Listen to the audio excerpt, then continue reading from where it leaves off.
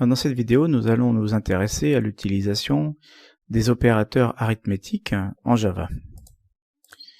Donc, tout d'abord, nous allons rappeler les opérateurs arithmétiques en Java et ensuite préciser quelques comportements de certains types de données. Les opérateurs arithmétiques en Java ne peuvent s'appliquer que sur des types fondamentaux, avec peut-être juste une petite anicroche en ce qui concerne le type string, donc qui, par exemple pour l'opérateur plus, fait de la concaténation de chaînes de caractères. Mais donc les types en question sont les types entiers et les types flottants. Alors les opérateurs arithmétiques, donc plus courants, plus, moins divisé, étoile, on retrouve donc ces opérateurs sur les entiers comme sur les flottants. Les opérateurs qui combinent affectation et opération, plus égal, moins égal, divisé égal, multiplié égal, qui sont donc des opérateurs qui appliquent l'opérateur d'opération et en plus modifient l'objet qui est à gauche. Les opérateurs unaires, plus plus et moins moins, en version préfixe et postfixe, donc ça c'est un héritage du C++.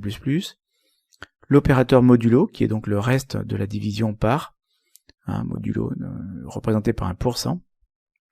À noter qu'il n'y a pas donc de surcharge possible des opérateurs en Java. Il est impossible d'appliquer des opérateurs sur des objets des types utilisateurs. Et enfin, bon, il existe plein d'autres opérateurs au niveau des bits, le et, tilde, note, et décalage, etc., etc. Donc ce ne sont pas vraiment des opérateurs arithmétiques, ceux-là. Pour ce qui est du comportement des types, alors, d'une façon générale, pour garder la précision des calculs, on va faire une promotion des short et bytes en int. Alors si on pense être très économe en utilisant des bytes, très rapidement, au détour d'une addition par exemple, on va se retrouver avec un int.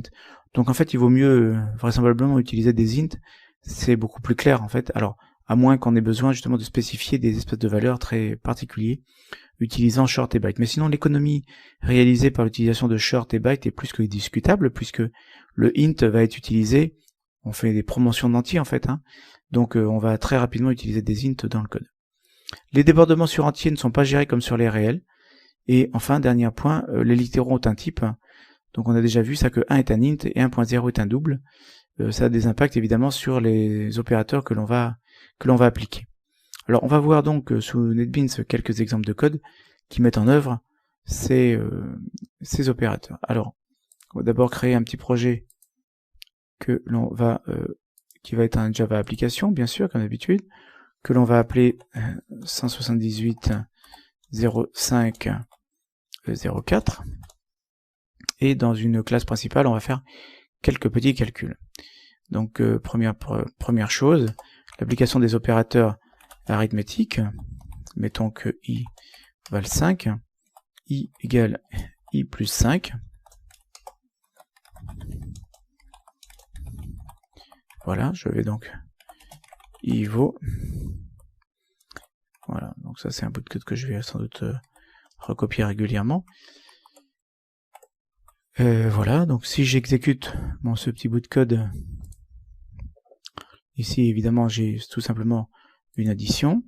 Maintenant je pourrais faire exactement la même chose avec un opérateur plus égal, i plus égal 5, avec donc l'affichage de la valeur de i. Donc ici évidemment on va à 15. Donc le plus égal, c'est la même chose que le i égale i plus 5. Il est aussi possible de faire i++, qui est donc un incrément, rajouter 1. Donc c'est l'équivalent de i égale i plus 1. Du point de vue de la modification de i, ça vaudra la même chose. Donc si je fais un petit affichage, voilà, donc je suis passé de 15 à 16. Rien de bien probant. Remarquons cependant que ++i est aussi possible, et que, vu de l'extérieur, on a l'impression que ça fait exactement la même chose. Alors quelle est la différence entre les deux? Eh bien, tout simplement que si je récupère la valeur de i dans une variable j ici, et que je fais afficher la valeur de j, ici je vais donc avoir comme valeur j qui vaut 15. Donc ce qu'on remarque, c'est que j a pris la valeur de i avant l'incrément. Maintenant, si je fais la même chose avec l'opérateur plus préfixe, et que je fais afficher la valeur donc de k maintenant ici, à ce niveau-là, Je vais donc faire afficher la valeur de k, attention au copier-coller. Voilà, et je vois que k vaut 17, autrement dit, le plus préfixe s'applique avant sur le i, et ensuite k va prendre la valeur. Donc ça c'est la différence du point de vue des opérateurs entre les versions postfixes et les versions préfixes. Nous avons la même chose avec les moins. Ce sera exactement la même chose. La partie modulo. Donc le modulo, c'est donc le reste de la division par. Donc je vais prendre k, je vais prendre 5, k modulo 5, et faire afficher donc cette valeur de modulo. Donc m modulo vaut plus m exécution, et donc j'ai ici 2, autrement dit 17 modulo 5, c'est-à-dire divisé par 5, ça va me donner 3 effectivement, puisque 3 fois 15, 3 fois 5, 15, pardon, et 17, ôté de 17, ça vaut 2. Donc le modulo, c'est bien effectivement le reste de la division par. Ensuite, pour ce qui est des promotions d'entiers, on pourrait essayer de faire un petit calcul, du genre, donc B1 vaut 127, byte B2 égale 127, et j'essaie de calculer le résultat. Donc, récupérer dans un byte, B3 égale B1 plus B2. Et je vais faire afficher mon résultat ici. B3 vaut plus B3. Ici, à ce niveau-là, possible donc perte de conversion, perte de valeur, pardon, de int en byte. Donc ici, on a la possibilité, bien sûr, d'imposer le cast. Pardon. Bien sûr, il faut faire le cast en byte. J'impose le cast et donc je n'ai plus de warning. Quand j'exécute, 127 plus 127, ça vaut moins 2. Donc là, en fait, on a un problème au niveau du type en fait byte qui est incapable de récupérer la somme de, bien sûr, 127 plus 127. Alors c'est là que on voit qu'en réalité, l'addition de 2 bytes va générer un entier, n'est-ce pas? Puisque là on récupère un entier. Et si on essaie de récupérer un byte, eh bien le compilateur me dit que j'ai une possible perte de conversion entre int et byte. Donc ça c'est un int en réalité. D'où finalement le manque d'intérêt de manipuler des bytes ou des shorts. Bon, on va dire pour des raisons de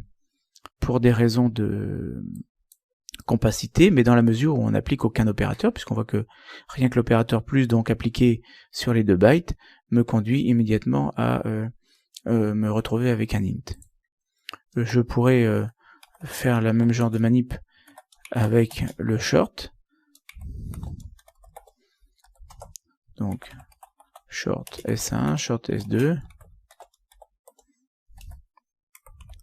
Alors, vraisemblablement, voilà, il faudrait que... Hop. .out.println de somme S3 vaut. Je vais faire apparaître donc maintenant S1 plus S2, alors de façon très transparente finalement. On me fait la somme en int. Donc ici quand je vais exécuter, je vais me retrouver avec 34 000. Maintenant si je voulais effectivement récupérer la somme S3 égale S1 plus S2, j'aurai la même erreur que tout à l'heure, donc possible perte de valeur. Et donc effectivement, si j'essayais de le caster en short, je me retrouverai avec une valeur aberrante. Hein, le débordement en fait n'est pas spécialement géré. Donc alors que là, effectivement, en faisant la promotion vers les int, je me retrouve avec quelque chose, une valeur tout à fait correcte en termes de manipulation. Bon alors les manipulations, je les ai faites ici sur les types entiers. Bien sûr, je peux faire les mêmes genres de manipulation sur les floats. Donc là, float F1, float F2. D'ailleurs, je pourrais max value, voilà, de façon beaucoup plus élégante, prendre pour mon exemple la max value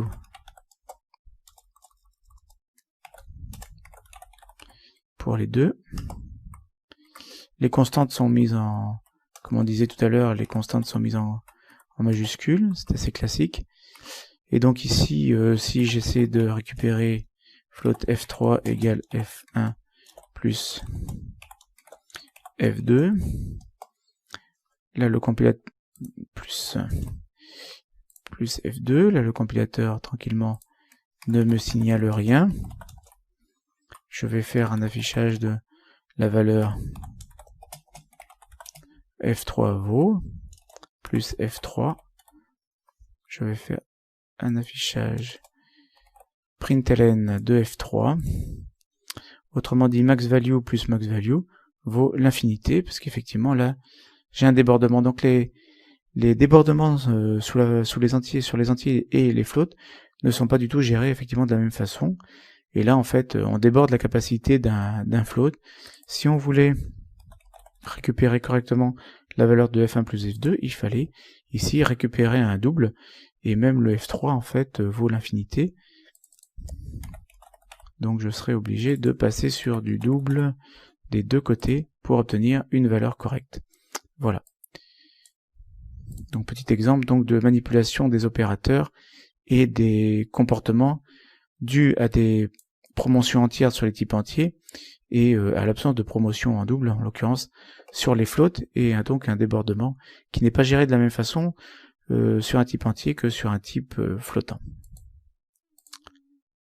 Donc ce qu'on a couvert dans cette petite vidéo, c'est les opérateurs arithmétiques en Java, plus, moins, divisé, multiplié, leur version avec l'affectation, plus, égal, moins, égal, etc. Alors c'est pas considéré, leur usage n'est pas considéré comme provoquant un manque de lisibilité du code, mais je sais qu'il y a des gens qui n'aiment pas utiliser les plus égales par exemple. On a vu aussi les opérateurs unaires plus, plus et moins, moins en version préfixe et postfixe.